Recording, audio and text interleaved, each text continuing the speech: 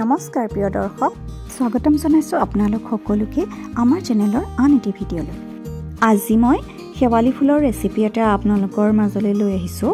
আশা কৰোঁ আপোনালোকে এই ৰেচিপিটো ভাল পাব। এতিয়া যিহেতু শেৱালি ফুলৰ বতৰ, ফুলবোৰ চাওকচোন ইমান ধুনীয়াকৈ ফুলিছে। শেৱালি ফুল আমাৰ পেটৰ কাৰণে বৰ ভাল, কিন্তু ইয়াৰ সোৱাদটো অলপমান তিতা হোৱা বাবে বহুতেই খাবলৈ বেয়া পায়। তথাপি শেৱালি ফুল যিহেতু আমাৰ শৰীৰৰ বাবে উপকাৰী, সেয়েহে মাজে মাজে পাৰিলে খাব লাগে। এই ফুলবোৰ ৰ'দত শুকুৱাই পিছত খাবৰ বাবেও ৰাখি থ'ব পাৰে। আহক তেনেহ'লে ভিডিঅ'টোৰ মাজলৈ আগবাঢ়োঁ। এই ৰেচিপিটো ৰান্ধিবৰ বাবে মই লৈছোঁ এয়া অলপ শেৱালি ফুল। এইখিনি বাছি লৈ ভালদৰে ধুই পানীৰ পৰা টুকি লৈছোঁ।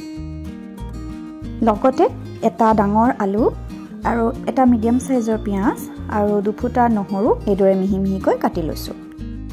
এতিয়া এখন কেৰাহী গৰম কৰি তাত অকণমান মিঠাতেল দিছোঁ আৰু তেলখিনি গৰম হোৱাত তাত অকণমান পাঁচফোৰণ দি দিছোঁ। পাঁচফোৰণখিনি ফুটাত তাত কুটি লোৱা পিঁয়াজ আৰু নহৰুখিনি দি দিছোঁ। এইখিনি অকণমান ভাজি লৈছোঁ। এতিয়া ইয়াত কাটি ৰখা আলুখিনি দি দিছোঁ।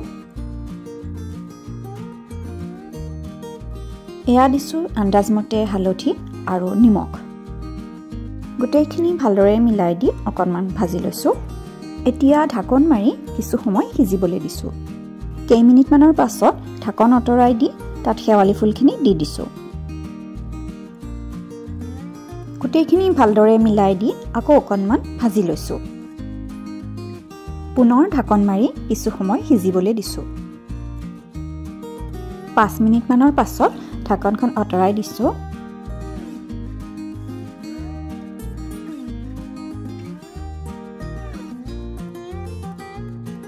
আলুখিনি ভালদৰে সিজা নাই আৰু অকণমান সময় সিজিব লাগিব।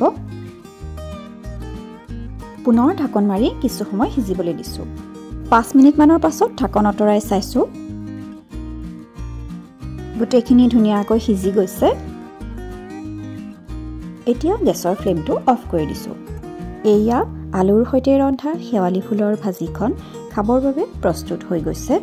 এতিয়া গৰমে গৰমে এই ভাজিখন ভাতৰ সৈতে পৰিৱেশন কৰিব পাৰে। আশা কৰোঁ আজিৰ ৰেচিপিটো আপোনালোকে ভাল পাব। তেনেহ'লে পুনৰ লগ পাম আন এটি ৰেচিপিৰ সৈতে। ধন্যবাদ।